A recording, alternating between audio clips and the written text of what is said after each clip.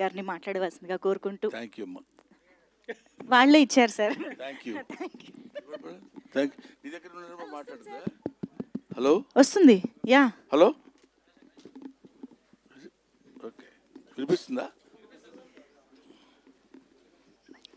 Sir కొంచెం ముందుకి. Thank you sir.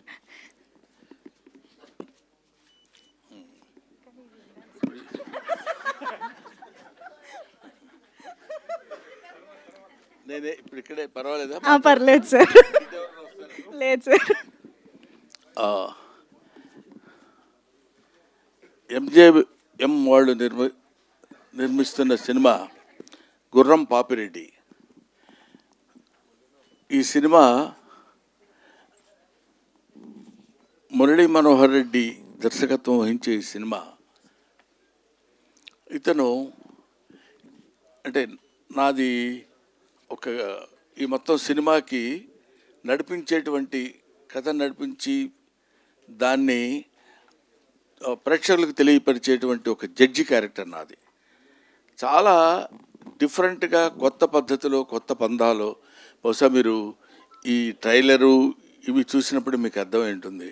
ఒక నూతనమైనటువంటి పద్ధతిలో ఇప్పటికి కావాల్సిన యంగస్టర్స్కి కావాల్సినటువంటి ట్రెండ్లో ఈ సినిమా తీశాడనిపించింది. కథ కూడా చాలా డిఫరెంట్గా ఉన్నటువంటి స్టోరీ, గుర్రం పాపిరెడ్డి అని.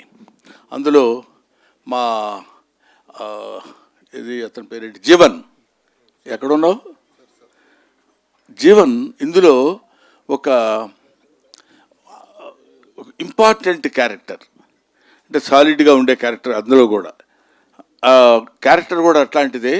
ఇతను ఈ క్యారెక్టర్కి అంటే ఒక రకంగా ఎక్కువ యాక్ట్ చేయాల్సిన పని లేకుండా నప్పే క్యారెక్టర్ అనమాట.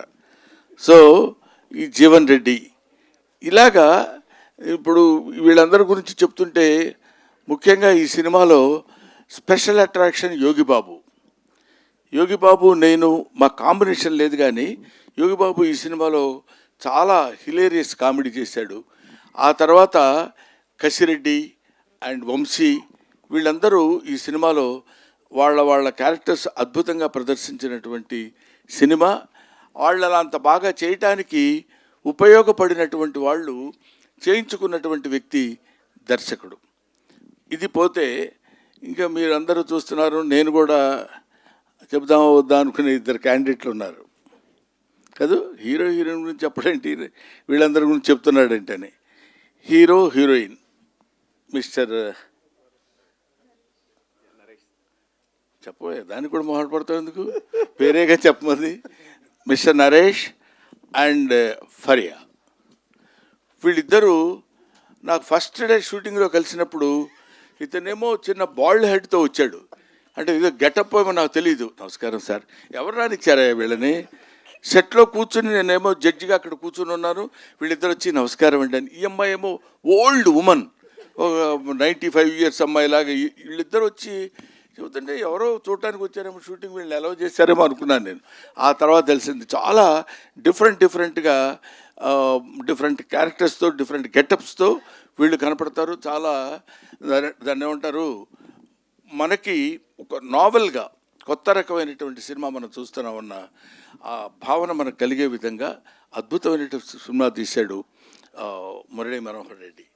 ఈ సినిమాకి ప్రొడ్యూసర్స్ అమర్ గారు, బాబీ, అతను ఏదో సెన్సార్ ఆఫీస్లో ఎక్కడో ఉన్నారంట ఆయన, సంధ్య గారు నాకు తెలిసినంత వరకు. ఇంకెవరైనా ఉన్నారండి? వేణు గారు. వీళ్ళు ప్రొడ్యూసర్సు.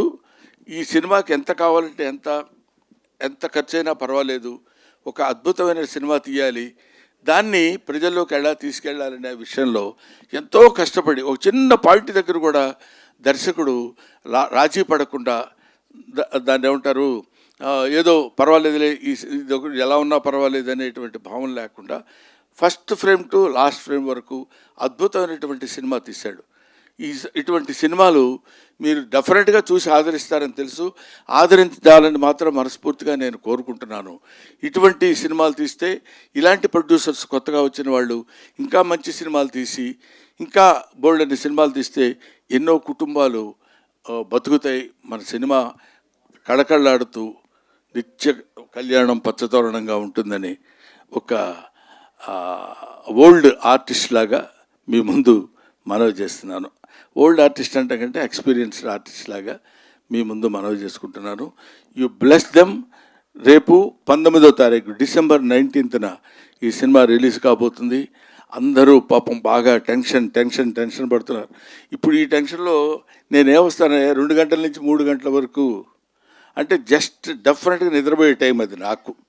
స్పెసిఫిక్గా నిద్రపోయే వాళ్ళ సంగతి నాకు తెలియదు. కానీ ఈ టైంలో మీరు ఇక్కడికి వచ్చేస్తే బాగుంటుందండి అని చెప్తే, సరే ఈ ఒక్కరోజు నిద్ర మానుకోవడానికి పెద్ద దేశం ఏమి కొంపలు మునిగిపోవు, ఉక్రెయిన్ యుద్ధం ఆగిపోదు. కాబట్టి వెళ్ళొచ్చు. మంచి సినిమాలు కుర్రాళ్ళు చేసే అటెంప్టు, ఇందులో ఈ కంటెంట్ ఉంది. ఇట్లాంటి మంచి సినిమాల గురించి 4 ముక్కలు మనం మాట్లాడినా, 4 ముక్కలు నలుగురు తెలుసుకున్నా ఇలాంటి మంచి సినిమాలు సక్సెస్ అవుతాయని నేను మనస్ఫూర్తిగా కోరుకుంటూ, ఇలాంటి సినిమాలు ముందు ఎన్నో సినిమాలు రావాలి, సక్సెస్ అవ్వాలి. ఇలాంటి ప్రొడ్యూసర్స్ 10 కాలాల పాటు ఉండాలి. ఇలాంటి దర్శకులకి మంచి భవిష్యత్తు అని నేను మనస్ఫూర్తిగా కోరుకుంటున్నాను. Thank you very much. Thanks ఎలా.